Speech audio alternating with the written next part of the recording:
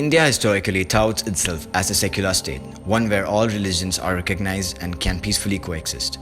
But at least in theory it is. Unfortunately, the reality is much different. India is struggling with new strains of violent intolerance and violence. Mutual respect among inter-religious adherents are crucial nowadays to strengthen the relationship between different religious groups, as the basic message of all religions of the world is to live and let others live peacefully. Religious harmony is something essential to keep mass violence in India to a much minimal level.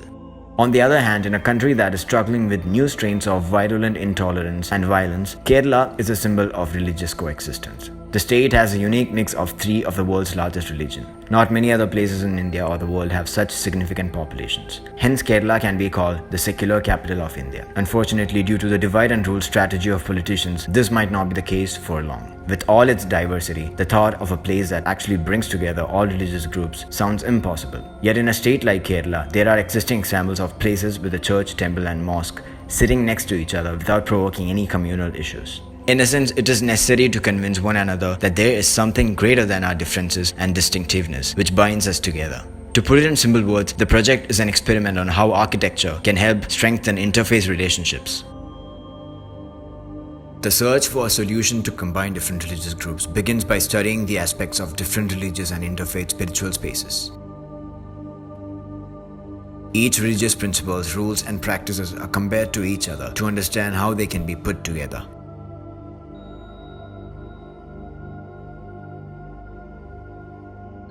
Ernakulam is located at the center of Kerala, making it easily accessible for everyone in the state. It is the most famous tourist destination in Kerala and has the highest number of tourist visits, both domestic and international. With a significant amount of Christian population, Ernakulam is the place where North Kerala, Muslim majority, and South Kerala, Hindu majority meet, making it the ideal location for the Center for Harmony. The site is located within an urban setting and easily accessible to the urban population, but it is equally cut off from the urban disturbances. The Vembanad Lake adds nature's raw presence to the site and induces contemplation. The site is relatively flat, with a maximum average slope of about 1 to 1.9%. The backwaters and backwater islands require special consideration under CRZ. Hence, a zone of 50 meters width from the high tide line cannot be used for construction. The access is from the Kochi-Panvel highway on the north. Privacy increases as we move into the site. Wellington Island is also home to an airstrip used by the Indian Navy. Hence, a portion of the site falls under the flying funnel, because of which there are height restrictions for built-up development. The site offers great unobstructed views to almost all sides. Center for Harmony brings together all religious groups and gives them a common platform for interfaith dialogue and understanding. It is designed with the following features. Spirituality. Religious spaces are subtle and unimposing to evoke a feeling of spirituality in all communities. Interfaith dialogue. It brings together various religious groups from all over the world. It acts as a stage to discuss religious issues. It serves as a headquarters for interfaith organizations. Secularity. Brings all religious groups under one roof. Monumentality. Standing out as a symbol of harmony. A galaxy is a large spiral system, pulling everything towards the center, keeping them in their orbits. They begin as small clouds of matter swirling through space. As time passes, matter accumulates to form different celestial bodies. Religions similarly have developed from a basic idea of peaceful coexistence and evolved to their own distinctive forms. Center for Harmony is like the center of a galaxy, bringing together and holding each of these different religions, preventing them from spiraling out of control. The central point is the plaza, the common meeting point for people. Each of the spiral wings evolve out of the plaza. The spirals are arranged according to the orientation of each religious structures. Religious spaces that face towards a direction have shells that are open at one end, having a view towards the landscape. Temples have shells that represent a shikara. All these shells together hold a central sphere, which represents humanity. This depicts how religions were crucial in shaping and uplifting humanity. A central fountain called the Fountain of Unity collects water from all these different spaces, depicting the concept of the design to bring everyone together. The master plan mimics a galaxy with the Center for Harmony at the center. The site is divided into 3 different zones: land for lease, public zone, and private zone. Water bodies cut into the site and divide the public and private zones. 2 roads from the Kochi-Panvel highway connects to a parking lot, which accommodates about 700 parking spaces. The eastern end connects to the ferry station and to the hotel entrance. The hotel is accessed through a bridge over the water body, restricted to only be used by guests and service vehicles. Hotel guests have the benefit of accessing the Center for Harmony without any restrictions. The western side of the parking lot leads to the public zone. An amphitheater is in central focus, with a direct view towards the Center for Harmony. Interfaith talks and programs happen here. Public zone has a visitor center, food court, offices and cafes. All of these structures are sunken into the ground so that the view towards the Center for Harmony from any point isn't obstructed. Ramps connect to a lower level from where these structures are accessed. The roof of the structures rise 75 cm above the ground and act as pavements. The Center for Harmony is accessed by visitors only through the visitor center, emerging out into the private zone through a tunnel called the Path of Perspective. A pathway leads to the main structure. Water bodies swirl out of the Center for Harmony, dividing the park into different zones for each religion and making it look like the center of a galaxy. To give more emphasis to the structure, the Center for Harmony sits on an area of land artificially raised to 4 meters. Water bodies over this region are at a different level than the rest of the sites. A service road access to the bridge circulates around it. Pathways swirl around the site, connecting all the zones together. A solar field and a substation powers all the structures through underground cables. Firewater can be directly drawn from the lake. Land for lease is provided along the top quarter of the site as a source of income. The visitor center opens into a reception area with a shop on one side and a video room on the other. The reception opens into a large exhibition hall. History of religious harmony is exhibited here. It then leads to a waiting lounge with toilets, ablution spaces, and locker rooms. A security check takes the visitor into the Path of Perspective. Each centimeter of the 46-meter-long pathway represents a million years of the Earth's existence so far. A millimeter-thick band of gold around the exit will denote how long humans have been part of the history. It represents the insignificance of our age compared to the grand scheme of things. Visitors enter through this path into the park. The office contains a large open floor plan. The cafe provides space for 2 cafes and its services. The food court contains stalls, toilets, washrooms, and a service room.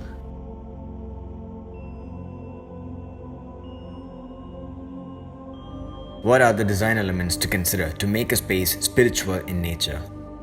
Thermal comfort. By providing high ceilings and natural ventilation, the spaces have an optimum temperature. Noise. Silence helps users to concentrate. It gives a sense of disconnect from reality. Light. Daylight brings the presence of God. Color. Warmer colors tend to activate, stimulate, and energize, while cooler colors are more calming and relaxing. Texture and materials. Curves are more preferred than sharp edges.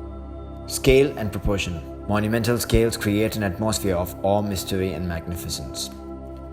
Wayfinding. Easy spatial navigation gives occupants a feeling of control over their situation. Hence, the design itself helps in wayfinding by directing users using different visual cues. Natural environment. Water bodies and natural light tends to stimulate humans. History. The sacredness of a place derives from the significance attached to it through history, which ties intimately to the sense of authenticity of the place. Maslow's hierarchy of needs suggests that secular institutions never get past the second or third base of the triangle. Religious institutions, however, are the only branch that continue to the third level and also lead us to the apex, giving a sense of meaning to the person. Disconnection. The disconnection between a person and his or her surroundings gives reason for a focus on the senses. Impermanence. The subtle changes in the space throughout the day. This can happen because of the changes in sunlight in the space. Biophilia. The concept of biophilia argues that human beings have an inherent need to be close to and integrated with nature. It therefore seems intuitive that both biophilia and biomimicry would be important in establishing an experience of feeling unified and whole. The Central Plaza is a place for interaction between different religious groups. It connects all the spiritual spaces and acts as the main unifying element. The main entrance is from the northeastern side, with a staircase that leads to the first floor. A spiral staircase from the first floor leads to the temple for all. Step seatings are provided around the central fountain. The central fountain, called the Fountain of Unity, collects all water from each of the different religious spaces, representing the main concept of the design, to unify people. Wide steps lead to the basement where ablution and toilet facilities are provided. A hydraulic lift at the center connects the Central Plaza to the temple for all.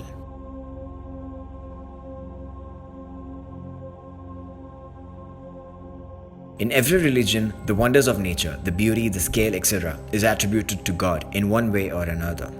Temple for All takes the observer to outer space and to have a look at planet Earth, to reflect upon themselves, to portray the insignificance of humans in the large scale of things. It is meant to impact the viewer with the idea that even the biggest of wars are pointless. The small internal globe that represents Earth is 1 by 109th the diameter of the external globe, which is the ratio of diameters of Earth and Sun, to show how small the Earth is compared to the Sun. Ablution spaces and toilets branch out to the basement from the central plaza.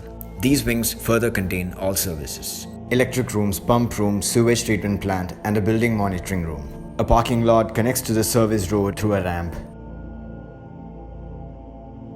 The Hindu temple is a depiction of the macrocosm as well as the microcosm. It connects man and God. Facing east, the curved overall temple shell is derived as means to break from the norms of rectilinear planning. The square Garbhagriha inside a curved shell is a representation of coexistence in a community. The pyramidal shrine houses the Shivalinga and is approached through a mandapa.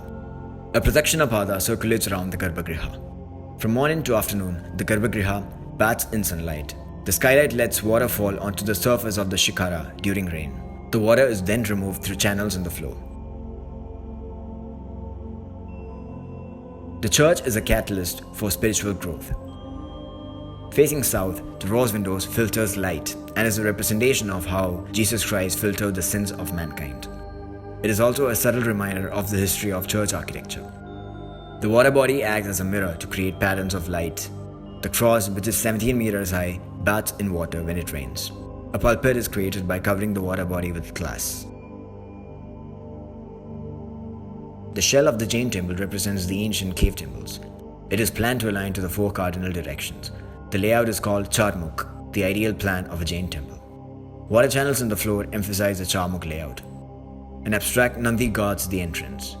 Glass pillars around each Tirthankara is a modern interpretation of the cell. Southern light refracts to the glass pillars and renders the interior abstractly colorful. Patterns change throughout the day, resembling how the subtle changes leaves the universe unaltered, as indicated by the Jain doctrine. The glass pillars rise to infinity through the skylight, depicting the eternal nature of the universe. An opening in the skylight lets water fall onto the central Tirthankara, and it is drained by water channels. The Gurdwara is surrounded by water, mimicking the Golden Temple. The floor extends towards all sides, inviting people of all religions. The Darbar Sahib, or the main hall, is cut in half by water channel, creating a small pond at one point.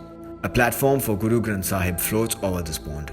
A reflective tube brings down the southern sunlight to create a glowing backdrop. Rainwater falls through the tube and is distributed along its periphery to create a waterfall around the platform. A circumambulatory path, or parikrama, is provided along the periphery through a colonnade covered by domes, representing the historical architectural style. Facing west, the shell enclosing the mosque is a big vault-like structure. The entry point focuses on a staircase to the top hall, followed by a set of abstract columns and walls, marking the bottom prayer hall. A cutout in the ceiling represents the base of a dome. A glass tube goes up through it to the skylight. Rainwater rushes in through this tube to create a mesmerizing fountain that falls into the pond below. This fountain represents the pond of abundance, or Hawd al-Kawthar. When rain is absent, a pump sustains the waterfall. A mihrab extends into the water body at the western end to give the imam, the leader of the prayer, and the devotees a feeling of praying towards an infinite plane. This infinity represents the Creator. During morning to afternoon, the skylight lets sufficient light inside the mosque. Towards sunset, before the time of the Maghrib prayer, the orange sunlight filters through the jali, creating arabesque patterns everywhere. The water body at the western end reflects sunlight, creating more patterns in the ceiling. The Buddhist temple represents the abstract form of a cave temple, with a stupa in central focus. The 5 elements are symbolized: fire, air, earth, water, and wisdom. The stupa is shaped in the form of a hemisphere, bathing in sunlight, representing fire. The apex of the stupa represents wisdom. A water fountain slowly falls around the stupa. The plinth on which it stands represents earth.